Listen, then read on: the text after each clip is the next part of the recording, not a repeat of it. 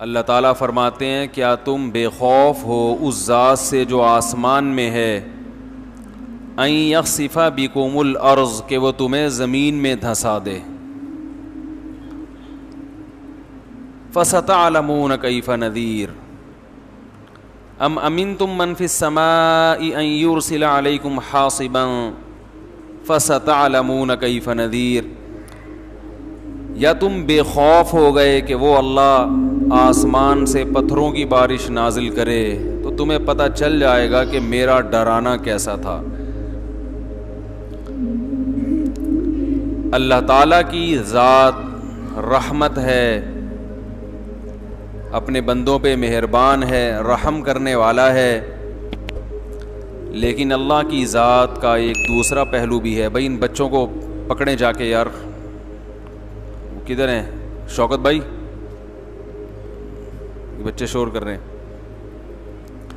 لیکن اللہ تعالیٰ کی ذات کا ایک دوسرا پہلو بھی ہے، وہ پہلو ہے انتقام لینا۔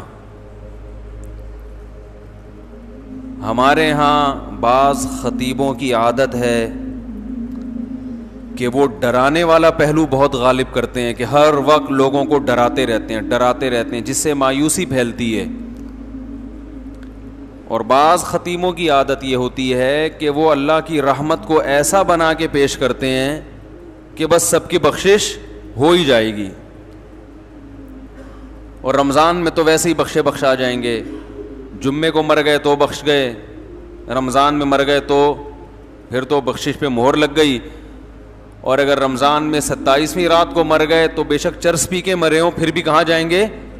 جنت میں جائیں گے۔ گانا گا کے مرے ہوں یا چرس پی کے مرے ہوں یا کسی کی جیب کاٹتے ہوئے مر گئے، جانا سیدھا کہاں ہے؟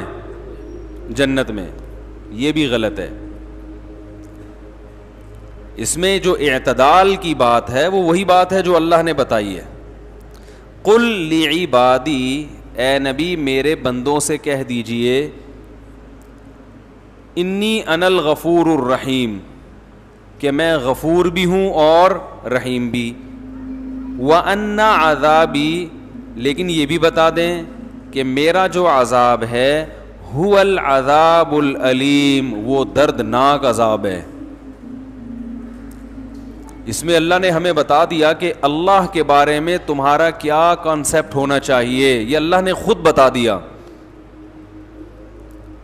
اب دیکھیے قرآن کی بلاغت ہے کہ اللہ اپنے بارے میں جو بتانا چاہتے ہیں نا، اس کے بارے میں اللہ نے جو الفاظ استعمال کیے ہیں وہ بڑے عجیب ہیں۔ ہم جب کسی کو ڈراتے ہیں اور ہم جب کسی کو اپنے بارے میں یہ بتانا چاہیں کہ میں اچھا سلوک بھی کرتا ہوں لیکن جب میرا میٹر گھومتا ہے تو برا سلوک بھی کرتا ہوں، تو ہم یہ اس طرح بتائیں گے نا کہ بھائی میں بہت اچھا بھی ہوں لیکن بہت برا بھی ہوں، یہ کہیں گے نا ہم۔ بھائی میں بہت نرم دل بھی ہوں لیکن سخت دل بھی ہوں۔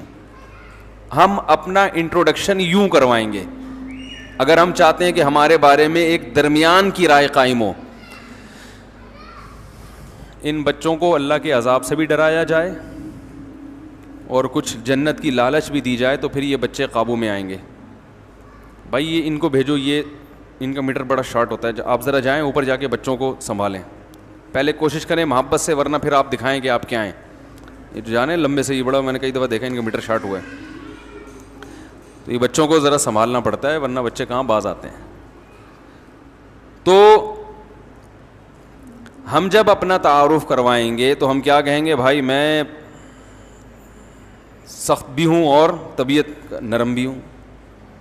اللہ نے جب اپنا تعارف کروایا تو اللہ نے کہا قل لعبادی، اے نبی آپ میرے بندوں کو میرے بارے میں تعارف کروا دیں۔ کیا تعارف ہے؟ 3 طریقے ہو سکتے تھے اپنے انٹروڈکشن کے، جو اللہ کی صفات ہیں ان کو بیان کرنے کے 3 طریقے ہو سکتے تھے۔ ایک طریقہ یہ ہو سکتا تھا کہ میں غفور الرحیم بھی ہوں اور سخت عذاب والا بھی ہوں، سخت عذاب والا بھی ہوں۔ ایک طریقہ تو یہ ہو سکتا تھا۔ ایک طریقہ یہ ہو سکتا تھا کہ میری رحمت بھی بہت بڑی ہے اور میرا عذاب بھی بہت بڑا ہے. دیکھو ایک ہوتا ہے اپنی صفت بیان کرنا, ایک ہے اپنے فعل کی صفت بیان کرنا. تھوڑی سی ٹیکنیکل باتیں کچھ زیادہ ہو رہی ہیں, میں اس کو کوشش کروں گا آسان طریقے سے سمجھاؤں. اپنی صفت کا مطلب کیا ہے کہ میں ایسا ہوں,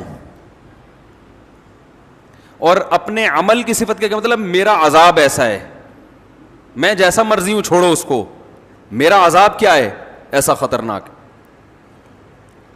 دوسرا رحمت کو یوں بھی بیان کیا جا سکتا ہے میں رحیم ہوں, اور ایک طریقہ یہ کہ اپنی صفت نہیں بلکہ میری رحمت ایسی ہے. بھائی نتیجہ تو دونوں کا ایک ہی نکلے گا نا, لیکن فرق کیا ہے, ایک میں اپنا تعارف کروایا جا رہا ہے, ایک میں اپنے فعل کا تعارف کروایا جا رہا ہے, اپنے عمل کا. ارے بھائی جب کسی کو دھمکی دیتے ہو ایک بولتے, ایک طریقہ یہ کہ میں بہت سخت آدمی ہوں, اور ایک ہے میرا چماٹ بہت سخت ہے. اب سمجھ میں آئے گا جو میں کہنا چاہ رہا ہوں, میرا جھانپڑ بہت ٹائٹ ہے. ایک طریقہ یہ ہے نا بھائی, کوئی پیسے نہیں دے رہا آپ کے, 1,00,000 روپے لے کے بھاگا ہوا دے نہیں رہا, آپ جاؤ گے اس کے گھر بیل بجاؤ گے, بھائی جان اندر اب 25ویں دفعہ آپ کے گھر آ رہا ہوں, ذرا باہر آئیے. جی کیا کام ہے؟ جی بھائی بات یہ ہے کہ میں 25ویں دفعہ پیسے مانگنے کے لیے آ رہا ہوں آپ کے گھر میں. وہ کہہ رہا ہے یار اصل میں ایکچولی مسئلہ, جیسے کہ لوگ کرتے ہیں, ایکچولی مسئلہ یہ ہے کہ وہ ابھی میرے پیسے بھی نکلے نہیں ہیں, کھلے نہیں ہیں, یا کیا ہے, کوئی بھی ٹاپک کرا دے آپ کو, تو آپ اسے 2 طریقوں سے دھمکی دے سکتے ہو. ایک تو یہ کہ تجھے پتہ نہیں ہے کہ میں کون ہوں, میں بہت سخت آدمی ہوں, اور ایک یہ کہ میرا چماٹ, بیٹا تو نے ابھی میرا جھانپڑ کھا کے دیکھا نہیں. یہ دھمکی دینے کے 2 طریقے ہو گئے, ایک اپنی صفت کو بیان کیا جا رہا ہے کہ میں ایسا ہوں, اور ایک اپنے عمل کو کہ میرا چماٹ ہے بھائی وہ ایسا ہے. اسی طرح رحمت کو بیان کرنے کے بھی 2 طریقے ہیں. آپ نے کسی سے کہا کہ یار میرا یہ چھوٹا سا کام کر دو, وہ کر نہیں رہا, تو آپ کہہ رہے ہو یار تم تھوڑا سا میرا کام کرو گے نا تو میں بڑا نوازنے والا آدمی ہوں, یہ ذہن میں رکھنا. آج تم میرے کام آ جاؤ تو کل میں بہت نوازوں گا, کیونکہ میں بہت سخی آدمی ہوں, بہت نوازنے والا آدمی, بڑا قدردان ہوں. یہ اپنی صفت کو کیا کیا جا رہا ہے, ہائی لائٹ, کہ میں قدردان ہوں. اور ایک طریقہ یہ ہے کہ بھائی یار یہ میں چھوٹا سا کام تم سے کہا ہے, ضرورت ہے کر دو, اگر تم نے کر دیا تو ایک بات ذہن میں رکھنا کہ میں جب کسی کو نوازتا ہوں تو میری نوازشیں بہت زیادہ ہوتی ہیں. تو یہاں اپنے عمل کو بیان کیا جا رہا ہے کہ میرا عمل, نتیجہ دونوں کا ایک ہی نکلے گا نا, یعنی وہ خوش ہو جائے گا. اب قرآن کی بلاغت دیکھو, انداز دیکھو قرآن کا. 3 طریقے ہو سکتے تھے بیان کرنے کے. ایک یہ کہ اللہ یہ کہتے ہیں کہ اے نبی میرے بندوں سے کہہ دیں کہ میری رحمت بھی بہت بڑی اور میرا عذاب بھی بہت بڑا, میری مار بھی بہت بڑی اور عطائیں بھی بہت بڑی. ایک انداز تو یہ ہو سکتا تھا. ایک انداز یہ ہو سکتا تھا کہ میں بڑی عطا والا ہوں, بڑی رحمت والا ہوں اور بڑے عذاب والا ہوں. کیا خیال ہے؟ دوسرا طریقہ یہ ہو سکتا تھا, لیکن اللہ نے, اور تیسرا طریقہ یہ ہو سکتا تھا کہ میں بہت عذاب والا ہوں, رحمت میری بہت بڑی ہے, یعنی رحمت بھی میری بہت بڑی. چوتھا طریقہ یہ ہو سکتا ہے کہ میں بہت رحمت والا ہوں, عذاب بھی میرا بہت بڑا ہے. ارے کیا ہو گیا بھائی؟ تو اللہ تعالیٰ نے 3 طریقے چھوڑ کر چوتھا طریقہ اختیار کیا. جہاں رحمت کی باری آئی تو اپنی صفت کو ہائی لائٹ کیا, یعنی کہ میری عطائیں بہت بڑی ہیں, نہ میں بہت رحمت کرنے والا اور بہت مغفرت کرنے والا ہوں, لیکن عذاب بھی میرا کیا ہے, یعنی کہ میں بہت بڑے عذاب والا ہوں. اس آیت میں اللہ نے عذاب کی نسبت اپنی طرف کرنا پسند نہیں کیا ہے. نسبت کا مطلب یہ کہ یہ اپنا انٹروڈکشن کہ میری صفت ہی یہی ہے. کیونکہ جب ہم کسی کو دھمکی دیتے ہیں نا کہ میں بہت مار والا ہوں, اس سے پتہ چلتا ہے کہ آپ کا کام مارنا پیٹنا ہے. کیا خیال ہے بھائی؟ جب آپ کسی کو یہ کہتے ہیں کہ میں بہت رحم دل ہوں, بہت عطاؤں والا ہوں, تو اس کا مطلب ہے میرا کام کیا ہے, عطائیں کرنا. لیکن جب آپ کسی کو کہتے ہیں کہ میں جب کسی یعنی میری عطا بہت زیادہ ہے, تو اس سے یہ ثابت نہیں ہوتا کہ آپ ہمیشہ عطا کرتے رہتے ہیں. ہاں جب کرتے ہیں تو بہت زیادہ کر دیتے ہیں, لیکن یہ ثابت تھوڑی ہوتا کہ کرتے بھی رہتے ہیں. اسی طرح جب آپ دھمکی دیتے ہیں, ایک طریقہ یہ ہے بھائی میں ہوں ہی سر پھرا, میں ہوں ہی بڑا سخت, اور ایک طریقہ یہ ہے کہ بھائی جھانپڑ میرا بڑا سخت ہے. تو جھانپڑ سخت ہونے کا مطلب یہ ہے کہ بھائی میں سخت ہوں, میں سخت نہیں ہوں, لیکن جب مجھے غصہ آتا ہے نا تو پھر کبھی کبھار جھانپڑ بھی لگا دیتا ہوں, پھر وہ ہلکا بولو بھائی نہیں ہوتا. تو اللہ تعالیٰ نے جب رحمت کا تذکرہ آیا تو یہ نہیں فرمایا میری رحمت بہت بڑی ہے, اگر دوسرے مقام پر تو فرمائے میری رحمت بہت بڑی ہے, لیکن یہاں دونوں کا جب ایک ساتھ دونوں صفت کو جب ہائی لائٹ کیا جا رہا ہے اکٹھا, دو متضاد صفات کو, تو رحمت کو اپنی صفت بنا کے پیش کیا, عذاب کو اپنی صفت بنا کے پیش نہیں کیا. کہا قل لعبادی, میرے بندوں سے کہہ دیں, انی انا الغفور, میں مغفرت کرنے والا بھی ہوں اور رحم کرنے والا بھی ہوں, یہ میں والا ہوں, لیکن عذاب والا نہ ان عذابی, میرا جھانپڑ بھی بہت سخت ہے, میرا عذاب بھی بہت کیا ہے سخت ہے. اس سے پتہ چل گیا کہ میں عذاب والا نہیں ہوں. آئے ہائے ہائے ہائے, بہت مشکل ہے سمجھانا بھائی.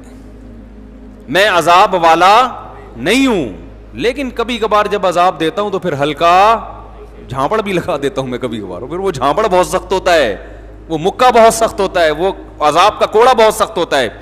اس میں اللہ نے اپنا انٹروڈکشن کروایا, ان تین طبقوں کو غلط قرار دے دیا اس میں اللہ نے.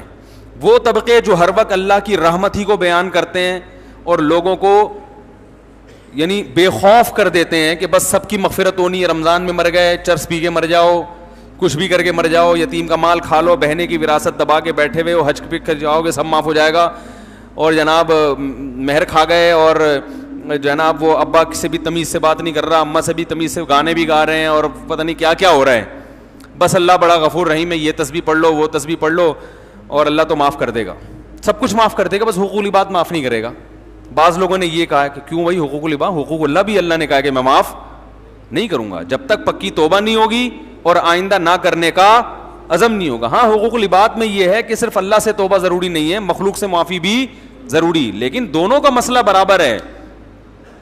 حقوق اللہ بھی معاف نہیں ہوتے جب تک پکی توبہ نہ ہو. تو ان لوگوں پر بھی رد ہے جو ہر وقت اللہ کی رحمت کو ہائی لائٹ کرتے رہتے ہیں اور ایسا اللہ کو بنا کے پیش کر دیتے ہیں کہ لوگ کہتے ہیں یار ڈرامے بھی دیکھو, فلمیں بھی دیکھو, خواتین پردہ بھی نہ کریں, مرد نظر کی حفاظت بھی نہ کرے, اور میرے بھائی سعودی بینک میں جاب بھی کرتے رہو, سود بھی کھاتے رہو, انشورنس بھی کروا کے رکھو کہ ابا مر گئے تو اتنے پیسے ملیں گے, صحیح ہے نا, نہیں مرے تو نہیں ملیں گے, اور وراثت بھی تقسیم نہیں کرو, حج واجب ہے آپ کے اوپر, فرض ہو چکا ہے, آپ بڑھاپے کے لیے اس کو ٹال رہے ہیں. آج حج کب ہوتا ہے؟ سارے کاموں سے فارغ ہو کر اب کرنے دھرنے کے لیے کوئی کام بچا ہی نہیں ہے, پیسے پڑے ہوئے ہیں, تو چلو اب حج کر کے آ جاؤ. 100 چوہے کھا کے بلی چلی حج کرنے. ہوتا ہے کہ نہیں ہوتا؟ ایک صاحب آئے مجھے کہنے لگے وہ سعودی بینک میں جاب کرتے ہیں, حج پہ جا رہے ہیں. میں نے کہا بھائی سعودی بینک کی جو ارننگ ہے وہ تو حرام ہے, تو اس سے حج کا کہاں ہوگا؟ انہوں نے کہا یہ تو غنیمت ہے, فلاں مسجد کا پیسہ کھا کے عمرہ کرنے گیا ہوا ہے. مسجد کا چندہ کھایا ایک صاحب نے اور فوراً کہاں نکلے؟ عمرہ کرنے. واڑے, ہم نے کہا بڑا زبردست. میں نے کہا یہی بخشوانے جا رہا ہوگا. تو حرام پیسوں سے نہ عمرہ ہوتا ہے میرے بھائی, نہ حج ہوتا ہے, نہ صدقہ ہوتا ہے, نہ قربانی ہوتی ہے. تو لیکن اللہ کی رحمت کا ایسا مفہوم بنا کے پیش کر دیا, بس اللہ بہت غفور, سب بخش دے گا, سب بخش دے گا. رمضان میں بس 27ویں رات میں عبادت کر لو, اور شب برات میں تھوڑا سا حلوے شلوے اور نہا دھو کے تھوڑا سا قل شریف کا اہتمام کر لو. بس یہ چند رسومات کا نام رہ گیا. الحم سے لے کے والناس تک جو اللہ نے پورا قرآن بیان کیا. احادیث, غیبتیں اتنی ہو رہی ہیں, بہتان تراشیاں, گھروں میں لڑوانے کے کام اتنے ہو رہے ہیں. ویل لکل ہمزۃ لمزہ, اللہ قرآن میں کہہ رہا ہے تباہ ہو جائے وہ آدمی جو چغلیاں لگاتا ہے, جو تانے دے دے کے بھڑکاتا ہے لوگوں کو. ایک ہے کسی نے گناہ کیا, آپ چھپڑ میں لے جا کے محبت سے اصلاح کریں اس کی. ایک ہے اس کو اس پہ طنز کریں. طنز کرنے سے اس کی عزت نفس کیا ہوگی؟ مجروح ہوگی اور گناہ پہ جری ہوتا ہے. اس کو کہتے ہیں طنز کرنا. آج اصلاح نہیں کی جا رہی, کیا کیا جا رہا ہے؟ طنز. اس کی غیر موجودگی میں برائیاں کر کر کے نفرتیں. گھروں میں تو اتنا ہو رہا ہے, اتنا ہو رہا ہے, جٹھانیاں, نند, وہ کیا ہوتے ہیں, نندیں, اور کیا ہوتا ہے, ابے جٹھانیاں بھی ہوتا ہے, نندے بھی ہوتے ہیں, اور بھی کچھ ہوتا ہے نا, دیورانی, یہ بھول گیا تھا میں, بہت اہم پارٹ ہے ان کا. دیورانیاں, جٹھانیاں اور نندیں. اسرائیل اور عرب کی ایسی جنگ نہیں ہے جیسی گھروں میں ان کی جنگیں چل رہی ہیں. لڑوا دیتی ہیں, بھائی بھائی کا گلا کاٹ رہا ہے. قطع رحمی کرنے والا حدیث میں آتا ہے جنت میں نہیں جائے گا. رشتہ داری توڑنے والا کہاں سے چلا گیا جنت میں بھائی؟ خونی رشتوں کو توڑا ہوا ہے یار. نبی صلی اللہ علیہ وسلم نے فرمایا جو خود پیٹ بھر کے کھائے پڑوسی بھوکا ہو وہ شخص مومن ہی نہیں, اللہ کو اس کا ایمان قبول ہے ہی نہیں. ہمارے حضرت فرما رہے تھے ایک دفعہ بیان میں کہ لوگ رمضان میں یہ تو بتاتے ہیں کہ بخشش ہوگی, بخشش ہوگی, روزہ رکھا, تراویح رکھی, بخشش پکی بخشش ہے, تیسرا عشرہ جہنم سے خلاصی, 27ویں رات میں تو جنت ہی جنت کا. یہ بھی تو حدیث میں آتا ہے کہ جو روزہ رکھ کے بھی جھوٹ نہ چھوڑے اس کو بھوک اور پیاس کے علاوہ کچھ بھی حاصل, اور جو تہجد پڑھ کے بھی برائی نہ چھوڑے اس کو رات کو جاگنے کے علاوہ کچھ بھی حاصل. یہ بھی تو حدیثیں ہیں. تو ایک طرف اللہ کی رحمت میں اتنا غلو کرایا جاتا ہے کہ لوگ گناہوں پہ جری ہونے لگتے ہیں, یار سب حلال ہے, سب کرتے رہو, بس یہ کر لیں گے, یوں کر لیں گے, ایک مسجد کے ڈبے میں چندہ ڈال دیں گے 5 روپے, اور وائپر والے کو 5 روپے پکڑا دیں گے, شیشہ بھی صاف ہو جائے گا اور صدقہ بھی ہو جائے گا. عیدی سینٹر میں ایک بکرا دے دیں گے. اور یہ بھی جب دیتے ہیں جب اپنا کوئی مریض بیمار ہوتا ہے. اور دوسری طرف غلو کیا ہے, بعض حضرات اتنا ڈراتے ہیں کہ 4 آدمیوں کے علاوہ کوئی جنت میں, وہ 4 مشہور شخصیات سب جانتے ہی ہیں, ان میں 2 پاکستان میں ہیں, ایک سعودی عرب میں ہے, اور ایک مجھے بھی ذہن میں نہیں آ رہی, لیکن وہی جنت میں جائیں گے. انہوں نے ایسا دین کو بنا کے پیش کیا ہے کہ یہ سارے مولوی جہنمی ہیں بھائی, یہ سارے فرقہ پرست اور ان مولویوں کے پیچھے چلنے والے بھی سارے جہنمی, اور جناب جو اچھے اعمال ہیں وہ بھی قبول. اسلام ہی غلط آیا تھا صدیوں پہلے بر صغیر میں, جو اسلام آیا تھا وہ اسلام ٹھیک تھا ہی نہیں, اب ہم اس کو ٹھیک کرنے میں بولو بھائی لگے ہوئے. جب تک اس مخصوص طریقے سے جو میری تحقیق کے مطابق قرآن حدیث کی تحقیق ہے, جو میری تحقیق کے مطابق جب تک اس طریقے سے نماز نہیں پڑھو گے وہ سنت کے مطابق ہے ہی نہیں. جب تک میرے والے نظریے کو فالو نہیں کرو گے, جو میں نے ریسرچ کر کے حدیث نمبر کے ساتھ پیش کیا ہے, اس وقت تک آپ کا شمار بدعتیوں میں ہوگا. وہ ایسا بنا کے پیش کرتے ہیں کہ یہ بھی جہنم, وہ بھی جہنم, فلانا بھی جہنم, فلانا بھی جہنم. تو 4 آدمی 4 6 8 10 بچتے ہیں, اور وہ 4 6 8 10 بھی ان کی تحقیق کے مطابق ان میں سے صرف ایک ہی ہوتا ہے, وہ خود ہوتے ہیں.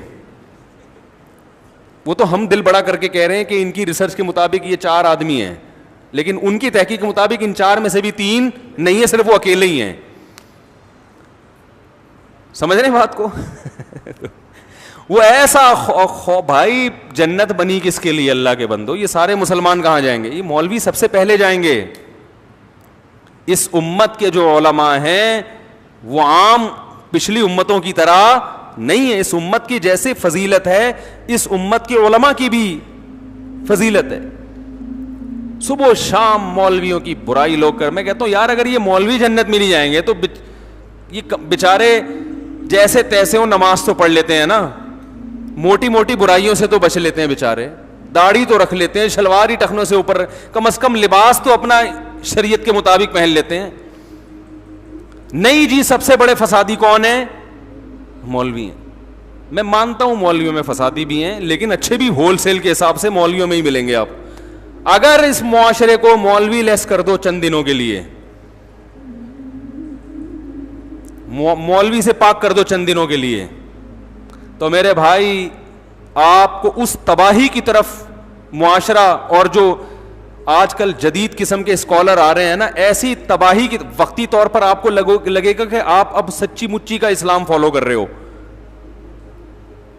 وقتی طور پر لگے گا, لیکن آپ ایسے بے لگام اونٹ بنو گے کہ آپ کو نہیں پتا ہوگا کہ آپ کی اولاد کی منزل کہاں ہے, وہ کیا بنے گی. ایسے بے لگام اونٹ بن جاؤ گے. پھر یہ لبرل لوگ آپ پہ حاوی آ جائیں گے. کچھ دو قسم کے لبرل مارکیٹ میں پائے جاتے ہیں.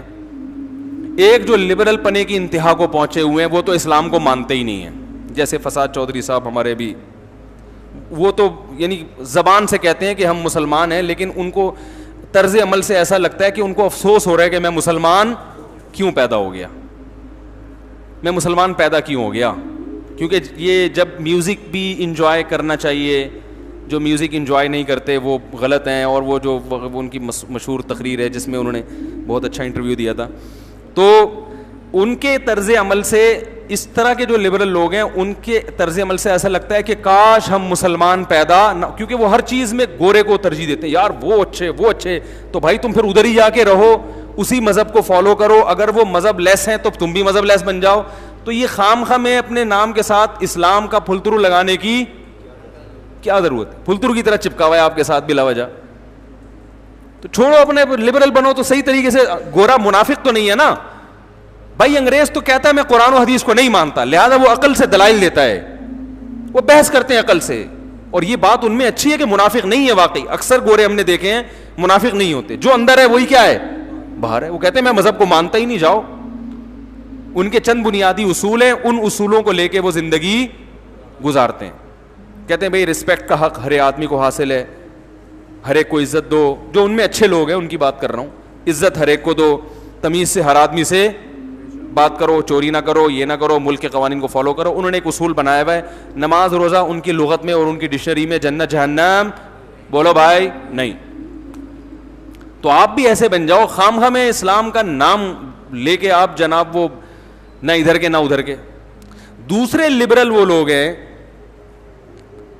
کہ وہ مسلمان تو کہتے ہیں اپنے آپ کو, اور ان کو اسلام سے محبت بھی ہے, لیکن ان کو اسلام ایسا چاہیے جو انگریزوں کو بھی پسند ہو.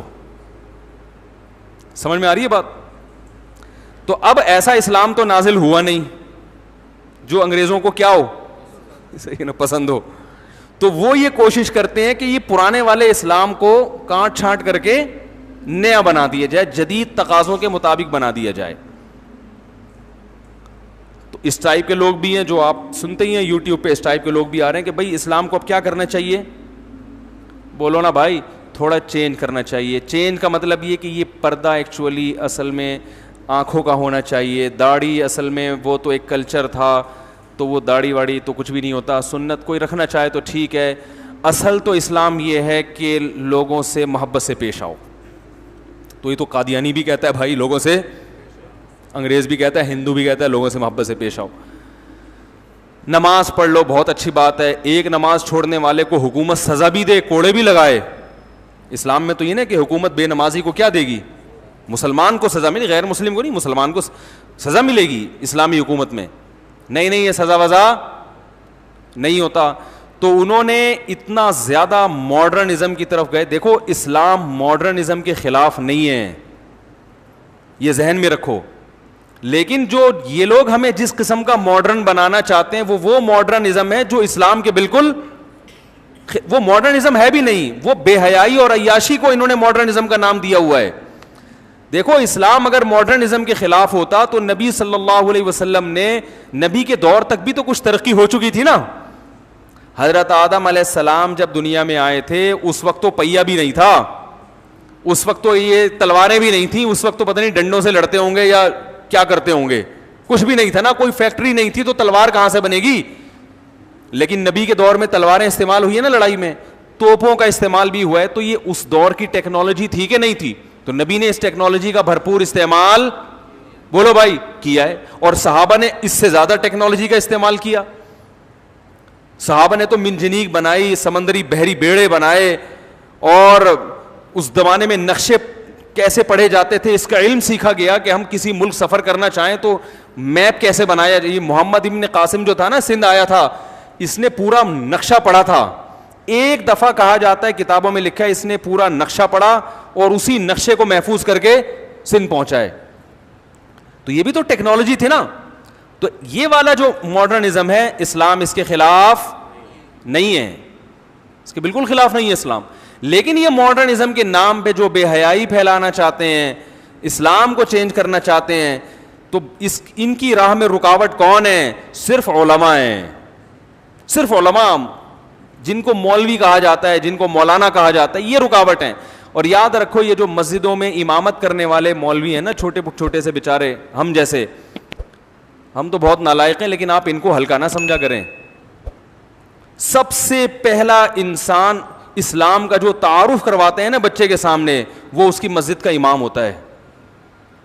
اس امام سے پتہ چلتا ہے, اس کے حلیے سے, اس کے نماز پڑھانے سے بچے کو پتہ چلتا ہے کہ ہم کیا ہیں, مسلمان ہیں. محلے میں مسجد کا ہونا, مسجد ہوگی تو مولوی بھی ہوگا نا اس میں. تو یہ چیز لاشعوری طور پر بچے میں یہ جذبہ بیدار کرتی ہے کہ ہم کیا ہیں, مسلمان. میں نے اگر سب سے پہلے کسی کو سنا ہے اپنے گھر سے باہر تو اپنی مسجد کے امام صاحب کو سنا ہے.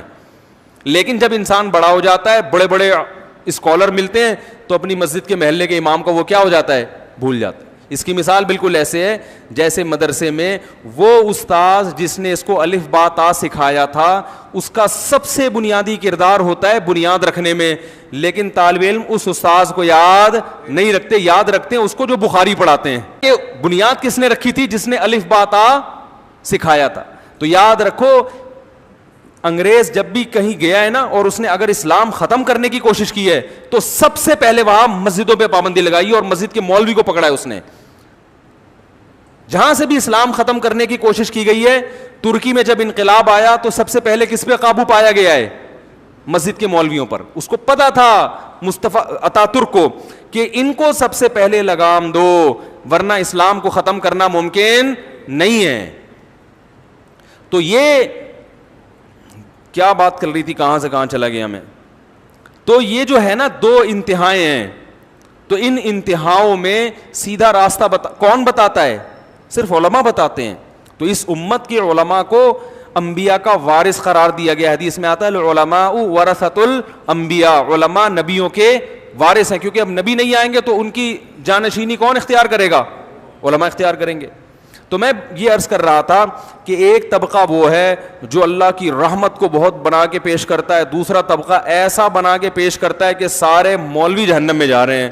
تو بیچارے وہ مولوی جو آپ کو اسلام بتاتا ہے, جو مسجدوں میں نماز پڑھاتا ہے, جو بیچارہ اذان دیتا ہے, جو ایک طبقہ ہے جو دین کی خدمت کے لیے اپنے آپ کو فارغ کر کے بیٹھا ہوا ہے, اسی کو آپ نے جہنم میں بھیج دیا. ہاں ٹھیک ہے, ان میں کچھ غلط بھی ہوتے ہیں, میں مانتا ہوں کہ جہنم میں بھی جائیں گے. ایسے ایسے لطیفے لوگوں نے الٹے الٹے بنائے ہوئے ہیں کہ وہ ایک صاحب مجھے لطیفہ سنانے لگے کہ جو ہے نا وہ ایک آدمی کو خواب آیا, وہ جنت میں گیا تو اس کو کوئی حور ہی نہیں مل رہی. تو اس نے کہا بھائی یہاں تو بڑی حور ہیں. اس نے کہا بھائی یہ حور سے نکاح پڑھانا پڑے گا, اور نکاح کے لیے کوئی مولوی ہمیں جنت میں مل نہیں رہا. تو میں نے کہا ٹھیک ہے بیٹا, بنا لو مولویوں پہ لطیفے, جنت میں کوئی مولوی مل نہیں رہا.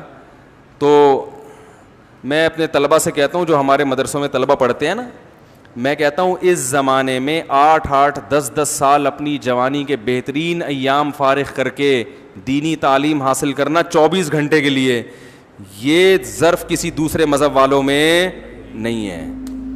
میں کہتا ہوں ٹھیک ہے کوئی عملی کوتاہی بھی ہوگی, لیکن اللہ تمہارے اس عمل کو انشاءاللہ ضائع نہیں کرے گا. یہ بڑے قربانی کی بات ہے کہ وہ دور جب آپ کمانے کے قابل بنتے, میں جب مولوی بننے کے لیے آیا تو مجھے پتا ہے میرے کیا جذبات تھے. میرے دوست کوئی ڈپلوما کر رہا ہے کمپیوٹر میں, کوئی پاکستان نیوی میں جا رہا ہے کمیشن آفیسر, کوئی آرمی میں جا رہا ہے, کوئی یہ کر رہا ہے. ان کو دیکھ دیکھ کے ہمارے بھی بڑے جذبات ہوتے تھے کہ ہمارے بھی پر لگیں اور ہم بھی اڑ جائیں. ایسے وقت میں ہم کہاں جا کے بیٹھ گئے مدرسے کے بچوں کے ساتھ. تو وہ جو میرے ذہن میں شیطان وسوسے ڈالتا تھا نا کہ یار ہم تو ترقی میں پیچھے.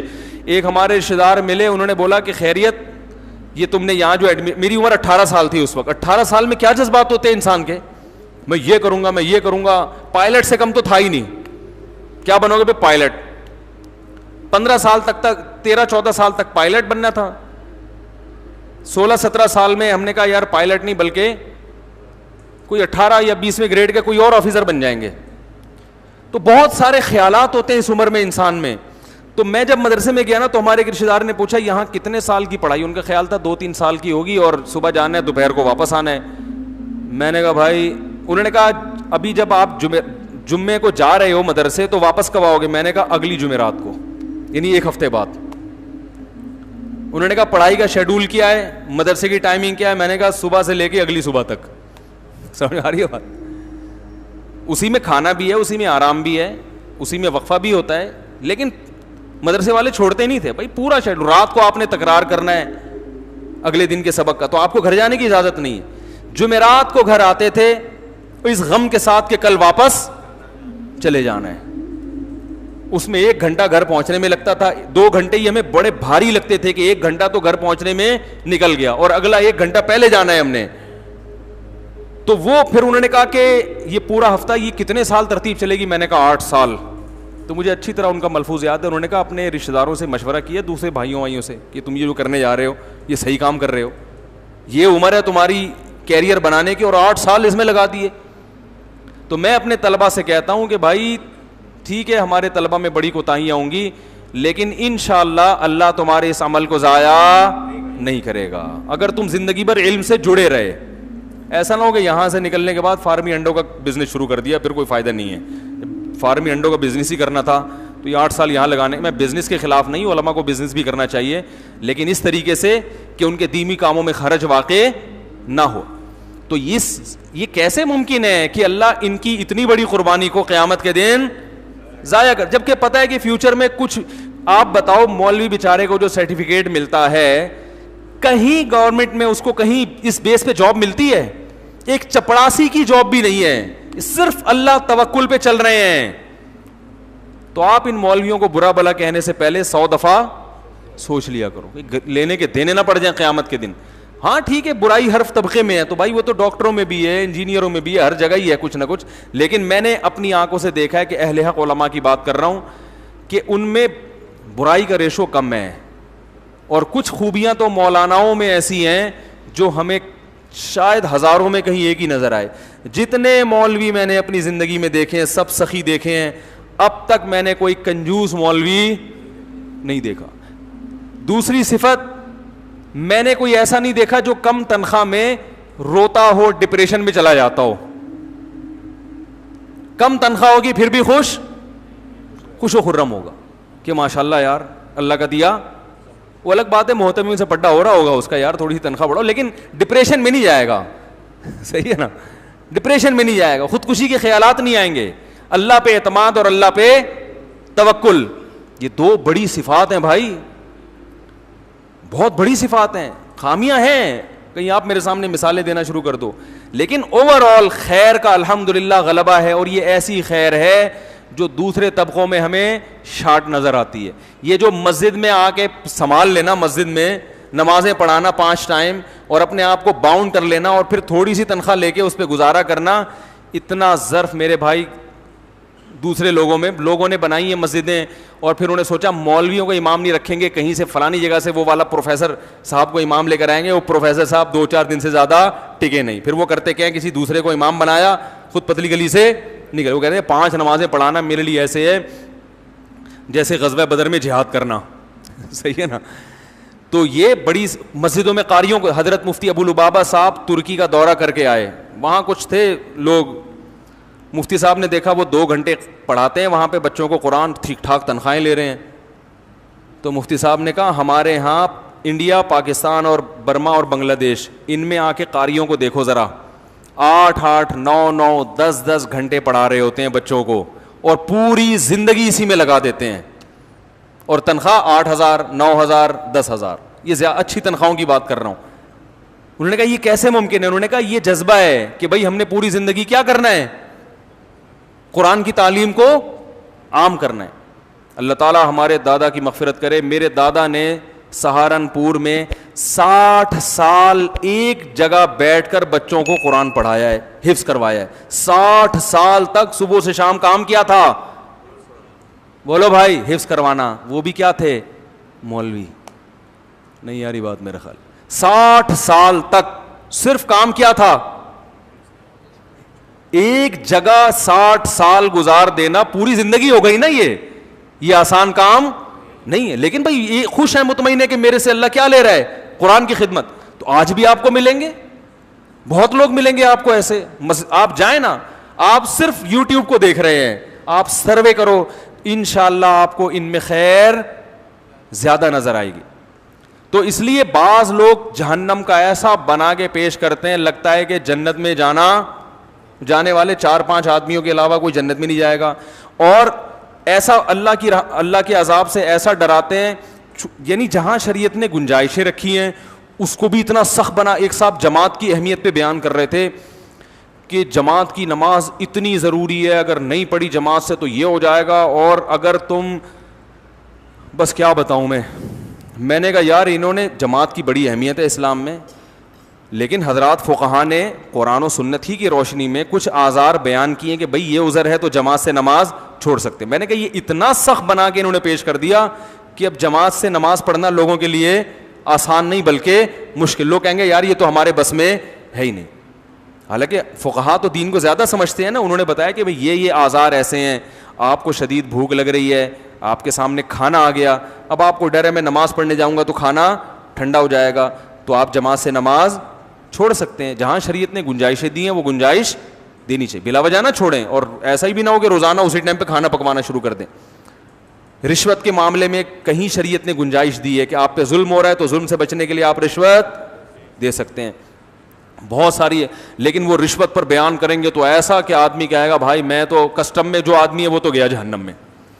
ویسے تو وہ ویسے بھی جنت مشکل ہی لگ رہا ہے مجھے بھی, میری اپنی رائے بھی یہی ہے, لیکن بعض کسٹم والے جنت میں بھی شاید چلے جائیں. ٹھیک ہے, وہ جو بیچارہ کنٹینر چھڑوا رہا ہے نا, کنٹینر چھڑوا رہا ہے, اس کو تو رشوت مجبوری میں دینی پڑتی ہے, وہ تو نہیں دے گا تو وہ تو کنٹینر قیامت تک اس کا وہیں کھڑا رہے گا. لیکن محترم نے رشوت کے خلاف ایسا بیان کیا کہ جہاں شریعت نے گنجائش رکھی ہے وہ گنجائش لوگوں کو نہیں بتائی. لوگ کہتے ہیں یار ہمارا تو بزنس ہی نہیں ہو سکتا, ہم تو کاروبار کر ہی نہیں سکتے کیونکہ یہاں تو جگہ جگہ کھانچے کھلے ہوئے ہیں. حکومت کے جو سرکاری جو لوگ ہیں نا, افسران منہ کھول کے بیٹھے ہوئے ہیں, ان کے منہ میں جب تک ہڈی نہ ڈالو بزنس ہو ہی نہیں سکتا. تو مفتی صاحب نے فتویٰ دے دیا کہ ہڈی ڈالنا جائز نہیں ہے, تو وہ پھر وہ کہتے ہیں یار جانا ہی جہنم میں ورنہ تو بھوکے مر جاؤ یہاں پہ. تو یہ ایک شریعت کا وہ پہلو ہے جو بہت, حقوق پر بات ہوگی تو والدین کے حقوق پر بعض لوگ بات کرتے ہیں, اتنا زیادہ خطرناک بنا کے پیش کر دیتے ہیں کہ انسان کہتا ہے بھائی میں ماں باپ کے حقوق ادا کر ہی نہیں سکتا. وہ ایک مولوی صاحب نے تقریر کی, بولا ماں کا اتنا حق ہے, یہ ہو گیا تو جہنم, یہ ہو گیا تو جہنم, یہ ہو گیا تو جہنم. وہ پریشان, اس نے بولا بھائی میری اماں تو ویسے ہی مجھے صبح شام تنگ کرتی رہتی ہیں اور جھگڑا تو ہوتا ہی ہے. اب اس نے جا کے اماں کو جان سے ہی مار دیا. اس نے بولا یار جان سے کیوں مارا؟ اس نے بولا بھائی ان کے حقوق ادا کرنا میرے بس میں. آج میں نے بیان سنا ہے, اتنے خطرناک حقوق ہیں, میں نے کہا حقوق کا اڈا ہی ختم کر دو.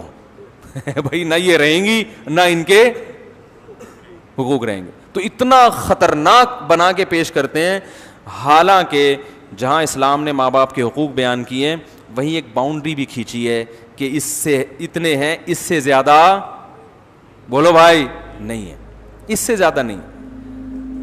ایک صاحب نے مجھے بتایا کہ حدیث میں آتا ہے, ایک خاتون کا فون آیا, انہوں نے حدیث سنی کہ بھئی شوہر کے اگر پیپ نکل رہی ہو تو عورت اس کے پیپ چاٹ لے تو بھی شوہر کا حق ادا نہیں ہو سکتا. اس نے کہا بھئی یہ تو بہت زیادہ ایک یہ نہیں ہو گیا کہ میاں کے زخم سے اگر پھوڑا نکل آیا اور پیپ نکلے تو. ایک خطیب صاحب نے کہیں بیان کر دیا اس یہ مجمع میں کہ شوہر کا اتنا بڑا حق ہے کہ اس کے پیپ نکل رہی ہو نا تو عورت وہ پیپ بھی چاٹنا شروع کر دے تو بھی شوہر کا حق ادا نہیں ہو سکتا. اب لٹکا کے چھوڑ دیا ان خطیب صاحب نے. اب وہ عورت اپنے شوہر کا حق نہیں ادا کرے گی کیونکہ کون پیپ چاٹے گا بھائی بیٹھ کے ہیں, اور اس کو یہ بھی پتا ہے کہ یہ چاٹنے کے بعد بھی حق ادا, تو اس کا مطلب ہے شوہر کا حق قیامت تک ادا ہو ہی نہیں سکتا. تو پھر چھوڑو, جب جانا ہی جہنم میں ہے تو جتنے ادا ہو رہے ہیں ان کے بھی ادا کرنے کی چندہ ضرورت نہیں ہے. حالانکہ ان خطیب صاحب نے جب یہ بیان کیا تھا تو سب سے پہلے تو حدیث کی سند پیش کرنی چاہیے کہ یہ حدیث صحیح ہے بھی یا نہیں ہے. اگر صحیح ہے تو اس کا دوسری حدیثوں کی روشنی میں مفہوم بیان کرنا چاہیے تاکہ باقی حدیثوں اور اس حدیث میں ٹکراؤ نہ رہے. میں نے ان سے کہا, میں نے کہا پہلی بات تو اس حدیث کی سند ٹھیک نہیں, میں نے تحقیق کی اس کی, اور اگر مان لو کہ سند ٹھیک ہے تو میں نے کہا صحابہ کرام میں ہمیں کہیں بھی نہیں ملتا کہ کسی خاتون نے اپنے شوہر کی پیپ چاٹی ہو, کہیں بھی نہیں ملتا. تو یہ کیسی حدیث ہے جس پر صحابہ کرام نے عمل, بولو بھائی, نہیں کیا؟ اور شریعت نے پیپ کو ناپاک بھی قرار دیا. تمام فقہا کا اس پر اجماع ہے کہ پیپ کا کھانا حلال, بولو بھائی, نہیں. میں نے کہا یا تو یہ حدیث ضعیف ہے, اور واقعی ضعیف ہے, یہ حدیث صحیح نہیں ہے, اور یہ اگر ہے تو یہ محض ایک تاکید بیان کرنے کے لیے ہے, یہ اپنی حقیقت پر معمول نہیں ہے. جیسے لغت میں ہوتا ہے نا, ہم کسی کو دھمکی دیتے ہیں, مائیں بچوں کو دھمکی دیتی ہیں چپ ہو جا ورنہ منہ توڑ دوں گی تیرا. اس کا مطلب منہ توڑنا کیا خیال ہے نہیں ہوتا, بلکہ اس کا مطلب ہوتا ہے چپ ہو جا بس, ٹھیک ہے نا. تو لغت میں بعض دفعہ کچھ الفاظ ایسے ہوتے ہیں کہ جو محض ایک چیز کو کی تاکید کو بیان کرنے کے لیے ہوتے ہیں کہ بہت بڑا حق ہے, تو اس کو ایک مثال سے سمجھایا جا رہا ہے. مطلب یہ نہیں ہے کہ ایسا کرنا شروع کر دو, یہ حدیث کا مطلب نہیں ہے. کیونکہ رسول اللہ صلی اللہ علیہ وسلم نے جہاں میاں بیوی کے حقوق بیان کیے ان کی تفصیل بھی بیان کر دی کہ زوجہ پر یہ باؤنڈری ہے, اس سے زیادہ آپ بوجھ نہیں ڈال سکتے. نبی صلی اللہ علیہ وسلم نے فرمایا کہ وہ تمہاری مرضی کے بغیر کسی کو گھر میں نہ آنے دے, صحیح ہے نا, امانت میں خیانت نہ کرے, مال کی حفاظت کرے. یہ چند موٹے موٹے بنیادی حقوق بیان کیے, فرمایا اس سے زیادہ تمہارا ان پر حق نہیں ہے.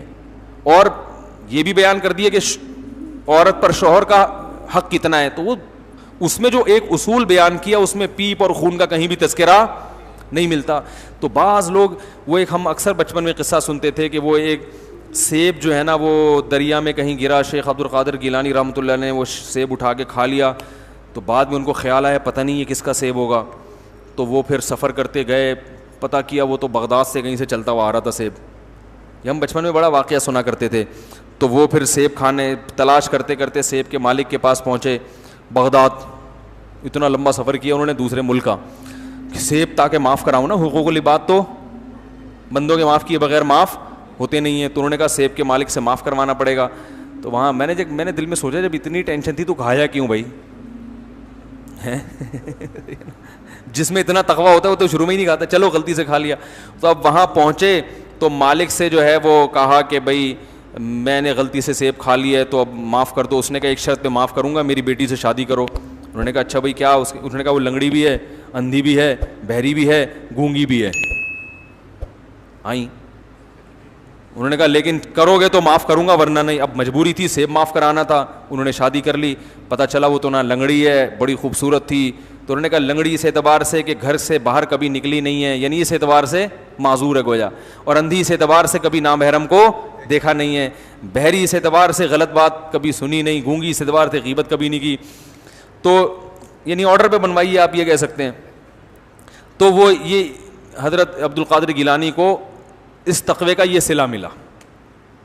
تو ہم سنتے تھے سبحان اللہ کہتے تھے, لیکن ایک بات خیال آتا یار ہماری تو بخشش, ہمارے محلے میں بادام کا درخت تھا, ہم پتھر سے توڑ توڑ کے بچے تھے نا کھایا کرتے تھے. حالانکہ انٹی منع بھی کرتی تھی, یہاں تو منع بھی نہیں کیا تھا اس نے. بھائی جو باغ کا مالک تھا اس نے تھوڑی کہا تھا سیب نہیں کھاؤ, وہ گر گیا تو جانے دیا, اس کا مطلب کھا لو, جس کا ہو گیا ہو گیا, ورنہ اگر اتنا ہی شوق تھا بھائی اٹھا لیتا. اور وہ انٹی جن کے ہم بادام توڑتے تھے بچپن میں, بھائی اب نہیں کرتے یہ کام, وہ تو منع کرتی تھی, بد دعائیں دیتی تھیں. تو شکر ہے لگی نہیں بد دعائیں ان کی, ہم نے معاف کروا لیا تھا بعد میں ان سے. تو بادام بچے کرتے ہی ہیں نا یہ. تو وہ ہم دلیل یہ دیتے تھے کہ جو باہر کی طرف آیا ہوا ہے نا وہ قوم کا ہے. بچے بڑے شرارتی ہوتے ہیں. ہم تو اسکول, اب تو بچے وہ شرارتیں کرتے نہیں. ہم جب بچے تھے نا اسکول جب جایا کرتے, ہمارا بہت دور پیدل اسکول تھا, بڑی شرارتیں کرتے ہوئے جاتے تھے.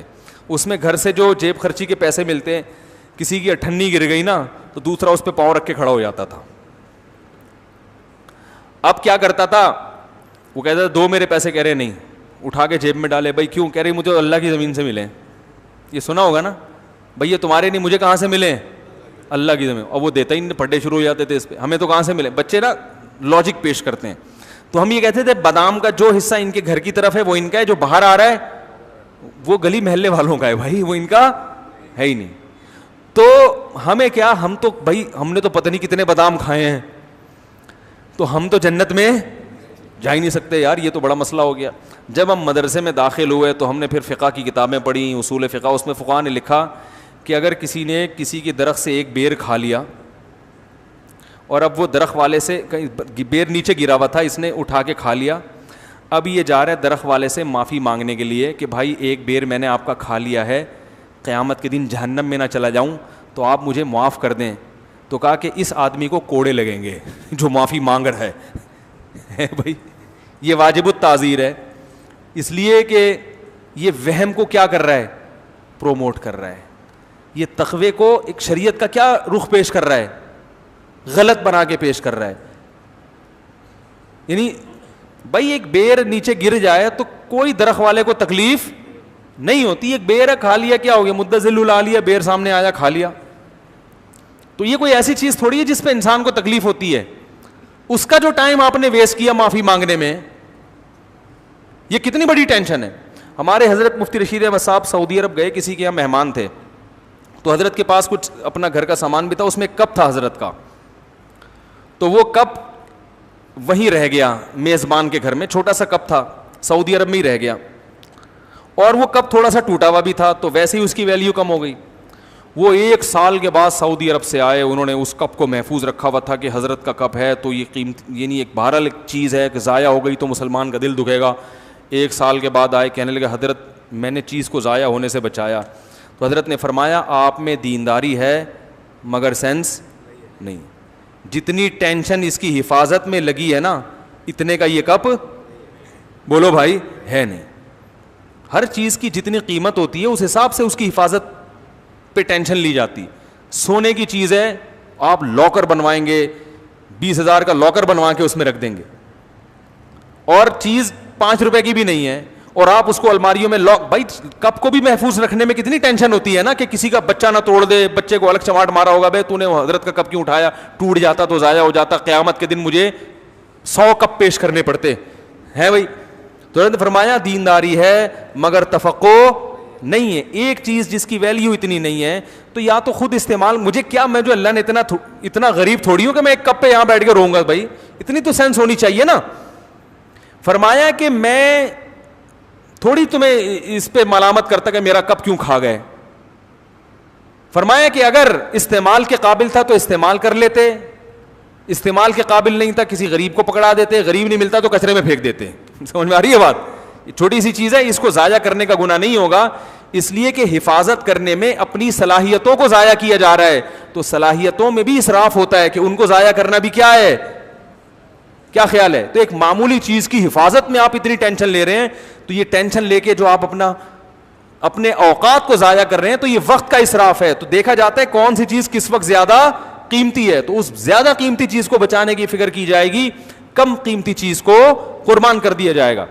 میری بھی یہی عادت ہے, گھر میں اگر کوئی کپ ٹوٹ جائے تو بھائی اللہ کا دیا الحمدللہ بہت کچھ ہے, میں کسی کو دے دیتا ہوں, نہیں تو کچرے میں اٹھا کے پھینک دیتا ہوں. بعض لوگوں کی عادت ہوتی ہے, آپ ان کے اسٹور میں جائیں, 20-20 سال پرانی سوغات نکلیں گی ان کے اسٹور سے. یہ جب شٹرنگ ہوئی تھی اس کے 3 پھٹے باقی بچ گئے تھے, ایسا ہی ہوتا ہے نا بھائی, جب چھت ڈلی تھی تو شٹرنگ میں 3 پھٹے باقی بچ گئے تھے, ہم نے رکھ لیے, دوبارہ کبھی شٹرنگ ہوئی تو اس میں کام آ جائیں گے, کیونکہ اسلام میں چیزوں کو ضائع کرنا حرام ہے. ابے بھائی یہ 3 پھٹے کو تو نے جو کمبخت پورے اسٹور کو انگیج کیا ہوا ہے, یہ پھٹے اٹھا کے یا تو کسی غریب کو دے یا بیچ دے, ورنہ کچرے میں پھینک دے ان کو. بھائی تو کیا اس میں رکھا ہوا ہے ان پھٹوں میں. آپ جائیں نا, بعض خواتین جو گھریلو ہوتی ہے نا ان میں بعض یہ چیزیں ہوتی ہیں, پتہ نہیں کیا کیا چمچ رکھا ہوا ہے, ایک تانبے کا پردادی کا چمچ ہے, کیا کیا چیزیں پرانی, اور دلیل یہ دی جاتی ہے کہ ضائع کرنا اسلام میں ناجائز ہے. بھائی سامان ہلکا پھلکا رکھو, باقی چیزیں ضائع نہ کرو, صدقہ کر دو. کوئی صدقہ لینے والا نہیں ہے, پھینک دو اٹھا کے اس کو. سمجھ رہے, کچرے سے بھی بہت سے لوگ چیزیں اٹھا کر, کوئی اس کا گاہک ہوگا وہ کچرے سے اٹھا لے گا. تو یہ تفقع ہے, بصیرت. و خیر میں جلدی سے بات کو سمیٹتا ہوں کہ ایک طرف یہ انتہا ہے کہ اللہ کی رحمت کو ایسا بنا کے پیش کر دیا جاتا ہے کہ جو مرضی کرتے رہو, جانا سب نے جنت میں ہی ہے, اور ایک طرف ایک انتہا ہے کہ اتنا خطرناک بنا کے پیش کیا جاتا ہے کہ سیب کھا لیا تو گئے کام سے. تو وہ پھر ماں کون بھائی, اگر سیب کھا لیا ہے تو بس اللہ سے توبہ استغفار کر لو, اللہ آئندہ نہیں کھاؤں گا. ٹھیک ہے نا. لیکن ایسا نہ ہو کہ سیب پیٹیوں سے چوری کرنا شروع کرتے ہیں اب آپ لوگ جا کے. یہ تو ایک سیب درخت سے خود گر گیا, راستے میں پڑا ہوا تھا, آپ نے اٹھا کے کھا لیا. لیکن درخت سے جا کے سیب توڑنا اس کسی کی پرمیشن کے بغیر وہ جائز نہیں ہے. وہ پھر کیونکہ اس میں مالک کی طرف سے اجازت نہیں ہوتی. یا ریڑھی والے سے بعض لوگ اٹھا لیتے ہیں. بعض لوگوں کی عادت ہے, کھجور خریدنے گئے ریڑھی میں, 2-4 جو ہے نا ویسے ہی چکتے چکتے ہی, تو اب سوچو کہ تم 4 تم چکو گے, 4 اگلے والا چکے گا, آدھی ریڑھی تو اس کی ایسی خالی ہو جائے گی. میں ابھی اثر کی بات ہے, آم خریدنے گیا تو میں نے کہا چک کے لوں گا. اس نے ایک چھوٹا سا آم کا ایک ساشہ نکال کے مجھے دیا, میں نے چکھا, مجھے سمجھ میں نہیں آیا. میں نے کہا یہ آم کے پیسے. اس نے کہا نہیں. میں نے کہا بھائی تم 10 آدمی آئیں گے چکتے چکتے, 20-30 آم تو تمہارے چکھنے میں گئے, تو آپ اس کے پیسے لیا کرو. میں نے بہت کوشش کی, اس نے لیے نہیں, تو وہ نہیں لیے, لیکن اس کی مرضی. مگر ایسی صورت میں آپ اس کو دیں پیسے. وہ نہیں بھی لے رہا ہو تو اس کا تو آم خراب ہو گیا نا. لیکن لوگ کنجوسی یہاں کرتے ہیں. ایک دفعہ کیا ہوا, وہ ایسے ہی صدر میں ایک مارکیٹ والے نے کھجور رکھی ہوئی, ایک صاحب گئے کھجور اٹھانے لگے. اس نے کہا 5 روپے لوں گا. وہ کہنے لگا بھائی کیوں 5 روپے کی ہے؟ اس نے کہا بھائی ہر آدمی اٹھا کے ہاتھ نہیں لگانا اس کو. مجھے بڑا اچھا لگا اس کا یہ عمل جو ہے. تو 2 انتہائیں ہیں. تو اس میں اعتدال کا راستہ کیا ہے بھائی؟ اللہ کی ذات کے دونوں پہلو ہیں, عذاب بھی ہے اور رحمت بھی ہے. لیکن یہ بالکل برابر نہیں ہے. رحمت والا پہلو عذاب والے پہلو پر غالب ہے. تبھی اللہ نے رحمت کو ہائی لائٹ کیا, میں غفور بھی اور میں رحیم بھی. لیکن عذاب کے بارے میں فرمایا میرا جھانپڑ بہت سخت ہے. یعنی میں ایسا ہوں نہیں, لیکن مجھے مجبور نہ کرو, اگر میری نافرمانی کی تو میں عذاب بھی دے دوں گا. تو رحمت غالب کیسے ہے؟ ایسے غالب ہے کہ نیکی کا ثواب بہرحال ملتا ہے, اور وہ بہت کم ضائع ہوتی ہے, بہت اس میں ضائع ہونے کا آپشن کم ہے. جبکہ گناہ کا عذاب لازمی نہیں ملتا, اس میں توبہ کا دروازہ کھلا ہوا ہے. توبہ کر لو گے تو معاف ہو جائے گا, توبہ نہیں کرو گے تو پھر اللہ کا کوڑا بہت سخت ہے. فرمائے ان ربک لبالمرصاد, تمہارا رب گھات میں بیٹھا ہوا ہے نافرمانوں کو پکڑنے کے لیے. ایک ایک چیز نوٹ کر رہا ہے, ایک ایک چیز دیکھ رہا ہے. اللہ تعالی ہمیں اپنے عذاب سے بچائے.